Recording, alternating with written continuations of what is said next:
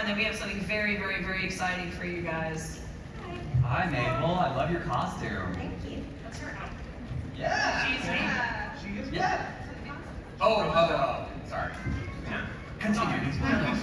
My question is there any specific thing that inspired each of the characters' designs, or is it just a mix of things? Oh my gosh. I mean, I relied heavily on my team, who was like more talented than me, to really take like the little starts that I would put down and turn them into designs that felt like real people. I really grew up watching like Pepper Ann, and like you can see it in like some of the earlier designs of Ann and stuff. Like they have like perfectly spherical heads or whatever, you know what I mean? Like, or like they look like Betty Spaghetti dolls. Yeah. It's crazy from the 90s. Anyway, so I had this really intense love for like very cartoony designs, but then on the other side, I really loved, you know, anime. So it was about trying to find a balance between these things. We ended up partnering with this just incredible artist named Joe Sparrow, who lived across the pond. So it should have been. Yeah. If he was in a he would have been like 10 votes. 10 votes. 10 votes. Yeah, I'm taking away all my But he really found the visual style for the show. I think though that like, you know, we tried to give all the characters really specific things to make them feel real, which is what I encourage anyone who's making their own characters. Anne has a Catholic school uniform because I went to a Catholic school for like my entire life. Actually, someone came up to me at the beginning of this panel and said they were from my school, St. James Elementary School. Wow. Which is, I don't know if you're here, but thank you so much for saying hi.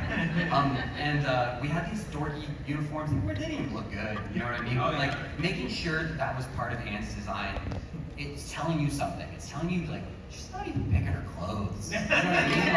Like, she's not, like, deciding who she is. And her friends, the second they get to Amphibia, someone's like, well, I'm gonna have a cool suit of armor. Yeah. Someone else is like, I'm gonna have a fur-lined Game of Thrones cape or whatever. And Anne was like, I guess the uniform's good. You know what I mean? I'll just stick with this. Not even gonna try and find a shoe. Not No, really. I was gonna say, she's still good with just the one shoe. Yeah. And change the uniform? No.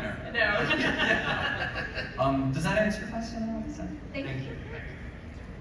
Okay, yeah, last question, this one, and then we'll move on. Awesome. Thank you so much, guys. Thank you. Sorry, guys. Love that Delta Rune. Very cool. Yeah. Hi. Hi, I was curious, for all of you, which members of the Calamity Trio you most identify with? Love it. Good Please question. go. I feel like I should start because I have 2 sword tattoos. Oh my goodness, look at that. So cool. Dual wielding. You're the coolest person ever. I don't know what drew me to like a mean blonde girl who learns to be nicer. She has cool swords. So I would definitely say Sasha. I definitely say Anne. I think just as someone coming from Billy Dilly, Pickle and Peanut, these comedy shows that are definitely, it was a lot looser and weirder, and coming into this story-driven, a lot more emotional kind of like serialized show. Just learning to be a part of this all and growing, and I feel like I can really relate to Anne in that way. And I feel like maturing as well. I've matured a lot during the course of it. I felt like you really were excellent at emotional stuff. Aww. Yeah. Both of them too are really excellent pitchers.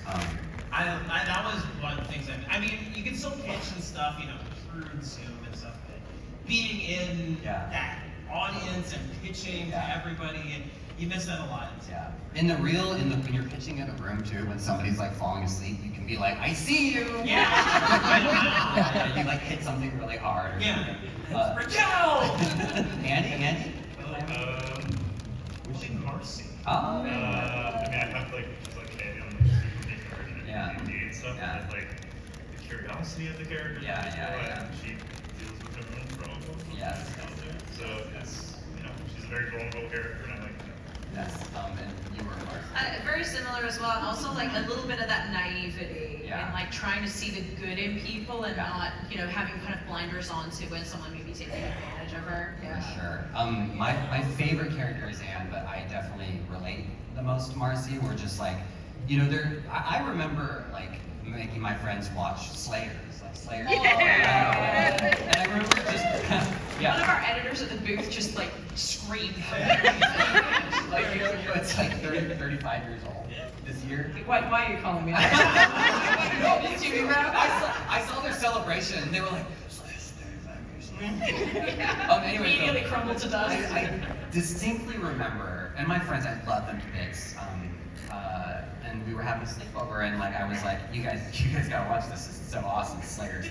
And I was like, so there's this dark lord named Shabernigdo, and he's kind of screwing up the whole world up. And so they've got to find like the relics in order to like combine them and stop them. And they were just like so tuned out. You know what I mean? But they were still my friends. You know what I mean? Like, and I loved them. And I just remember being like, oh, what a feeling. Oh, what a feeling. You know what I mean? Like, I love you guys, but you don't care, so let's move on. Yeah. But like, you know, and so I do relate a lot to that moment in the show. Yeah. Thank you so much. That was a great question. I did not think Wonderful. so much. Wonderful, Alex. All right, so everyone, we have something very exciting coming up now. You've already heard of it, I'm sure, but we have a new project that is going on. Amphibia Strange Voyage.